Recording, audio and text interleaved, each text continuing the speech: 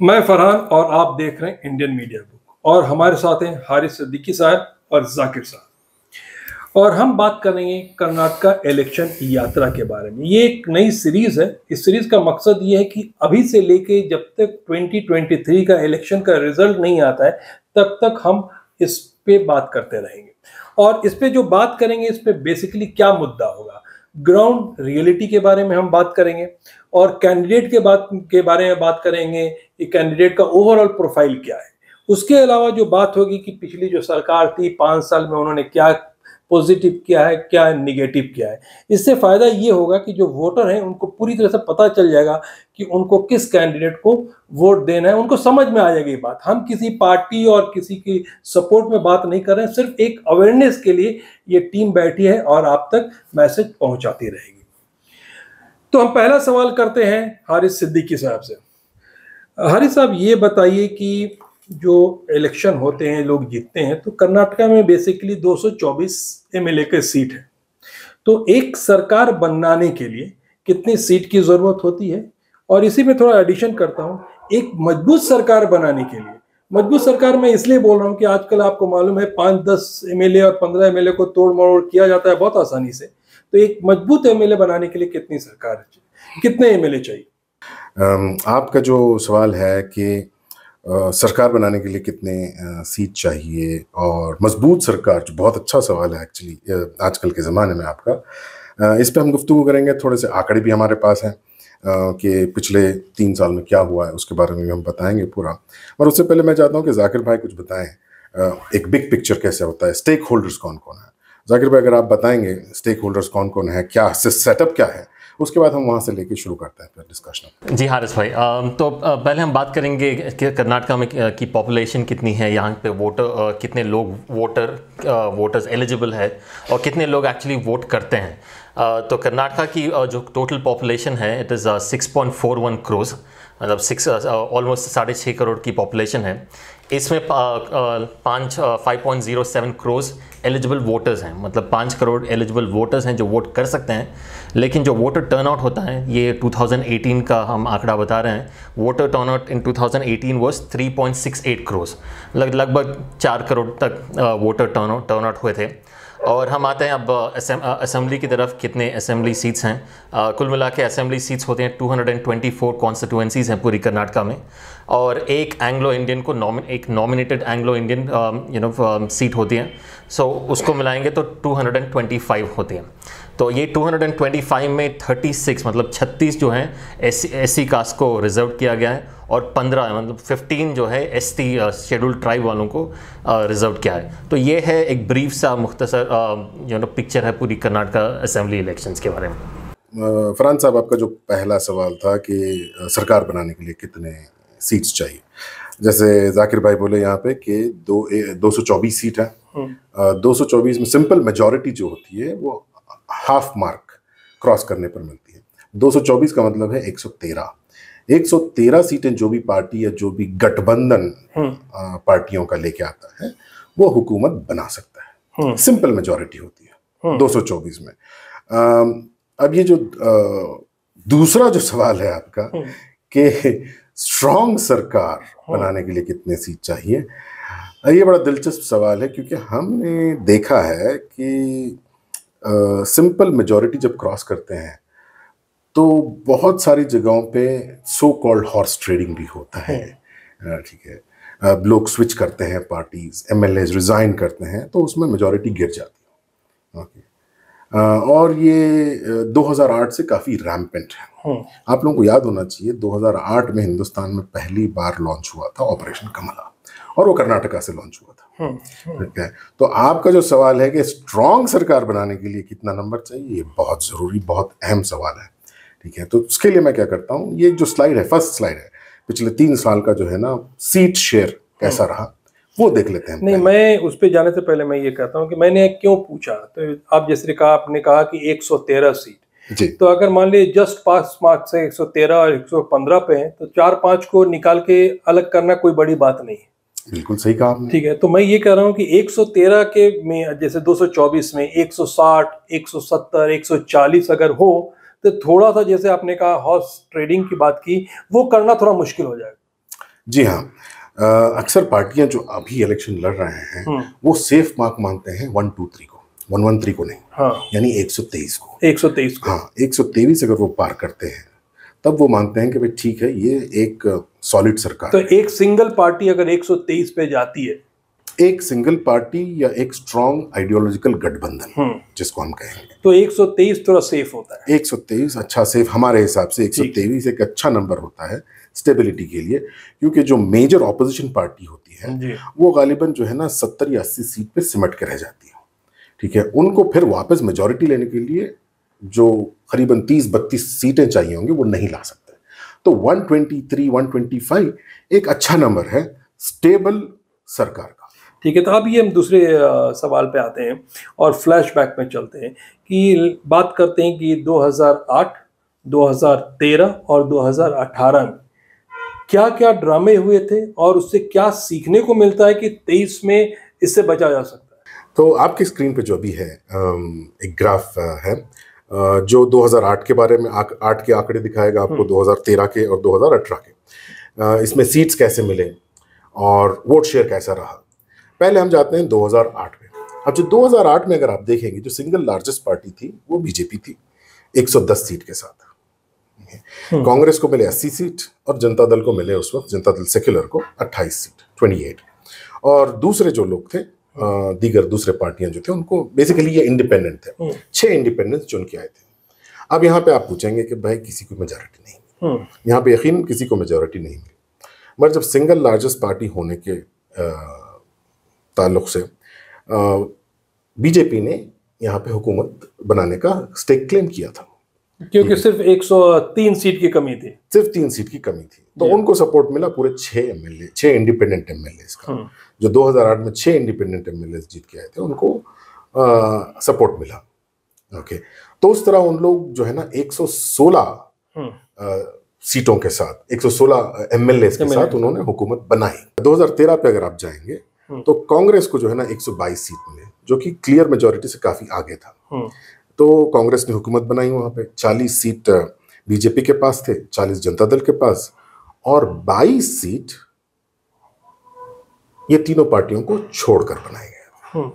ठीक है, अब ये अचानक क्या हो गया कि बीजेपी 40 पे गिर गई और ये 22 कौन लोग हैं हम आगे बात करेंगे डिटेल्स में। और 2018 में जो इलेक्शन हुए काफी स्थिर सरकार थी, सॉलिड सरकार थी। 2013 की 2018 तक जो चली कांग्रेस की काफी स्टेबल सरकार थी। उसके बाद 2018 में जो स्केड्यूल्ड इलेक्शन हुए उसमें बीजेपी फिर उभर के आई, इस बार 104 सीट लेकर। कांग्रेस घटकर 80 हो गई और जनता दल 37 हो गई, 37। दूसरे लोग 3 सीट पे आए जिसमें इंडिपेंडेंट और छोटी मोटी पार्टियां भी हैं। ओके, अगर आप ये बड़ा पिक्चर देखेंगे, यहाँ पे मैं आपको तवज्जो दिलाना चाहूंगा कि ये तो सीटों का आपने देख लिया कि बीजेपी कांग्रेस जनता दल को कितने सीट मिले। यहाँ पे ऊपर लिखा हुआ है 80 110 28 6 122 40 40 22 80 104 37 3। अब वोट शेयर के बारे में बात करते हैं। वोट शेयर क्या होता है भाई? जो जाकिर भाई ने बताया कि करीबन 3 करोड़ 70 लाख लोग वोट डालें। ये 3 करोड़ 70 लाख वोट कैसे वोट डालें, किसको किसको डालें, वो दिखाई देगा।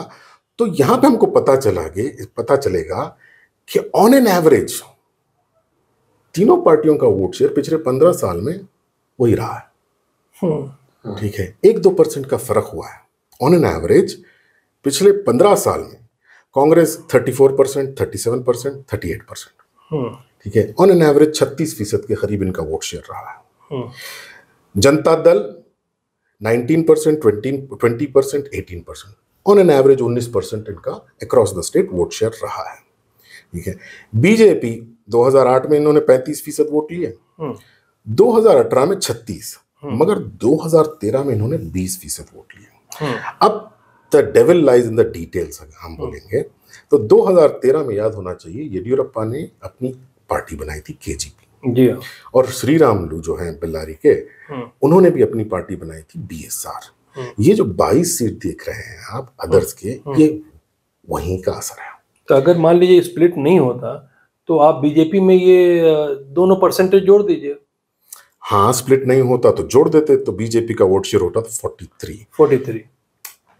ये जो आप देख रहे हैं ये आंकड़े, ये नंबर्स हैं। तो इलेक्टोरल एक चीज से सर खाली बोल दूं कि अगर आपने जो आंकड़े दिखाए हैं, अगर ये चीज स्प्लिट नहीं होता बीजेपी का, तो ये कहना कि फैन फॉलोअर कांग्रेस की तरफ चला गया था मुश्किल है। हाँ आपकी बात सही है, क्योंकि आप ये देखिए, ये जितने लोग थे, नेता थे जो दो स्प्लिट हुए हैं, जैसे आपने कहा KSP और KJP एंड BSR, ये दोनों बीजेपी से ही निकले लोग। हाँ ये बीजेपी से ही निकले और वापस बीजेपी में ही गए। तो उस वक्त ये जो कांग्रेस जीती है, ये इनके कमजोरी की वजह से जीती थी। हाँ ये बोल सकते हैं। अब यहाँ पे अगर आप देखेंगे कि अगर आप BSR, KJP और बीजेपी को मिला देंगे जैसा आपने कहा, तो वोट शेयर बढ़ जाता है 43%। मगर एक बात याद रखिए, अगर हम सीट मिला देंगे तो सिर्फ 62 रहेंगे। वोट शेयर तो बढ़ गया, सीट शेयर नहीं बढ़ा। तो आम जनता को मैं ये बताना चाह रहा हूँ कि ये एक गलतफहमी अमूमन होती है कि इलेक्शन सिर्फ नंबर्स पे होता है। इलेक्शन मैथमेटिक्स नहीं है, इलेक्शन केमिस्ट्री है। कि किस जगह पे कौन कौन ठहर रहे हैं उससे मायने रखता है कि कौन जीतेगा, कौन हारेगा, कौन 1 आएगा, 2 आएगा, 3 आएगा। तो ये बात अगर हम ध्यान में रख लें कि इलेक्शन सिर्फ मैथमेटिक्स नहीं है, इलेक्शन ज़्यादातर केमिस्ट्री है, क्योंकि कॉम्बिनेशन पे डिपेंड करता है। हमारे पास क्लियर एग्जाम्पल है 2013 का। एक तरफ श्री रामुलु, एक तरफ येदियुरप्पा और एक तरफ बीजेपी। खत्म हो गया, सब बिल्कुल चेंज हो गया। 2008 को अगर हम फैला के देखेंगे, ये नंबर ऑफ सीट्स है, ये नंबर ऑफ वोट शेयर है। आपको राइट हैंड साइड में जो दिख रहा है ये वोट शेयर है। कर्नाटका में 34% से 80 सीट्स कांग्रेस को मिली। 1% ज्यादा ली बीजेपी, उनको 110 सीट मिल गया।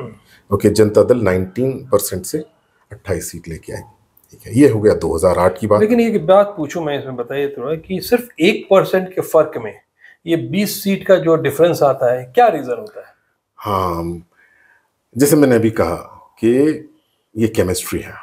इसके लिए जैसे जैसे हमारी इलेक्शन यात्रा बढ़ती जाएगी, हम जब एक एक कॉन्स्टिट्यूएंसी का पोस्टमार्टम करके देखेंगे कि कैसा कौन जीता है एक कॉन्स्टिट्यूएंसी में, तो तब हमको पता चलेगा कि कर्नाटका लेवल का जो वोट शेयर है और कॉन्स्टिट्यूएंसी का वो जो लेवल का जो वोट शेयर होता है, उसमें बहुत फर्क हो जाता है। तो मतलब आप अभी शेयर की जो मिस्ट्री है, हाँ, उसको अभी आप खोलना नहीं चाहते? हम अभी नहीं खोलेंगे। The devil lies in the details. We will talk about the details as we progress.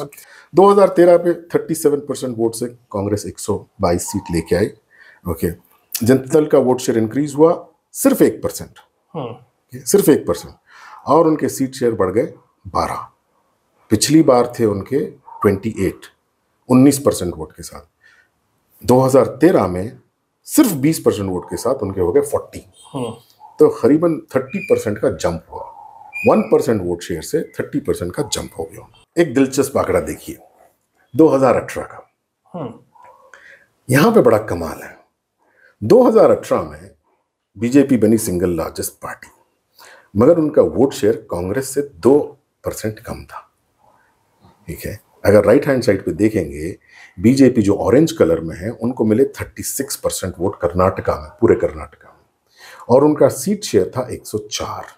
Blue colour में जो कांग्रेस है उनका सबसे ज्यादा वोट शेयर था 38%, मगर उनके सीट शेयर था सिर्फ 80।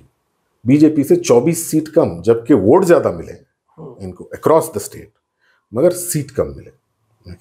अब वहीं आप जनता दल को देखेंगे, 2013 में जनता दल को मिले थे 20% वोट्स, 2008 में मिले थे 19, और 2018 में और कम मिले इनको, 1% कम, यानी 2% कम वोट मिले, मगर इनका सीट शेयर बढ़ गया 28 से 37 को। तो ये है आपका बिग पिक्चर। इससे पहले आज के प्रोग्राम में मैं एक और चीज आपको बताना चाहता हूं। आपने पूछा था क्लियर मेजॉरिटी के बारे में कि सॉलिड, अगर स्टेबल सरकार चाहिए तो क्या नंबर चाहिए। तो मैं उस सवाल को रिविजिट करूंगा। 2008 का स्लाइड आपके इस पे है अभी। 2008 की स्लाइड में अगर आप देखेंगे, 6 इंडिपेंडेंट ने बीजेपी को सपोर्ट किया, सिंपल मेजॉरिटी मिल गई। बीजेपी को, सरकार बना दी। मगर इनको मालूम था कि ये शेकी सरकार है। ये शेकी सरकार है क्योंकि एक तो 6 इंडिपेंडेंट है, 4 इंडिपेंडेंट्स इधर उधर हो जाएंगे या 4 पार्टी के एमएलए इधर उधर हो जाएंगे, फिर सरकार गिर जाएगी। तो ऑपरेशन कमला हुआ। उसके बाद अब जहां तक हमारा एनालिसिस कहता है कि ऑपरेशन कमला में कुल मिला के 8 एमएलए जो है ना चेंज हुए। अभी जो आपके स्क्रीन पे है वो है ऑपरेशन कमला का स्टैटिस्टिक्स कर्नाटका में। कर्नाटका में 2008 से अब तक 2 ऑपरेशन कमला हुए हैं। हिंदुस्तान में पहली बार ऑपरेशन कमला हुआ 2008 में कर्नाटका में। तो मैंने जैसे आपको बताया कि 116 सीट के साथ सिंपल मेजॉरिटी इनके पास थी। बावजूद इसके 7 मतलब 8 नहीं 7 एमएलए उनको लगा कि कोई भी आगे पीछे घिस सकता है। हाँ, अब उनको लगा या इनको लगा, ये तो तारीख ही बताएगा। शायद आज से 30-40 साल के बाद जो है ना एक्चुअल पिक्चर जो है ना कोई इन्वेस्टिगेट करके बताएगा। मगर एक बात तो तय है, द फैक्ट इज 2008 में वो 116 एमएलए के अलावा 7 ऐसे एमएलए थे जो बीजेपी के लिए रिजाइन किए। किस पार्टी के थे? इसमें से 3 कांग्रेस के थे और 4 जनता दल के थे। अच्छा। तो ये जब रिजाइन कर दिए 224 घटकर 217 हो गया। 224 घटकर 217 हो गया, यानी 7 एमएलए अब असेंबली में नहीं है। उस पर बाय इलेक्शन होता है फिर से। ठीक है, वो एमएलए बीजेपी ज्वाइन करते हैं, पूरे के पूरे 7 के साथ ज्वाइन करके बीजेपी की टिकट पे फिर से इलेक्शन लड़ते हैं। उन 7 में से 5 बीजेपी फिर से जीत के लाती है और 2 जनता दल को आ जाता है। ठीक है, तो अब जनता दल का नंबर जो है ना बढ़ के आपके 28 था, 4 चले गए, 24 हुआ, फिर 2 वापस आ गए, 26 हो गया। मगर बीजेपी का नंबर जो 116 था वो बढ़कर 121 हो गया। अब ये कंफर्टेबल हो गया। 5 साल चलाने के लायक बन गई। कांग्रेस घटकर 73 हो गई। तो 121, अगर आप मुझे पूछेंगे what is a good number, तो 2008 के हिसाब से तो 121 इज ए गुड नंबर। 2018 में सरकार किसने बनाई? बीजेपी के पास मेजॉरिटी नहीं थी, 104 सीट, यानी 9 एमएलए उनके पास कम थे। इंडिपेंडेंट या दूसरे छोटी पार्टियों के सिर्फ 3 थे, अगर वो भी मिल जाते सिर्फ 107 होते, 113 नहीं होते, फिर भी 6 कम पड़ जाते।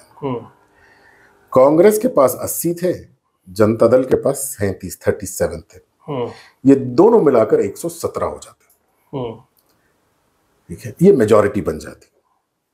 तो ये दोनों मिल गए। कुमार स्वामी साहब जो है ना चीफ मिनिस्टर बने।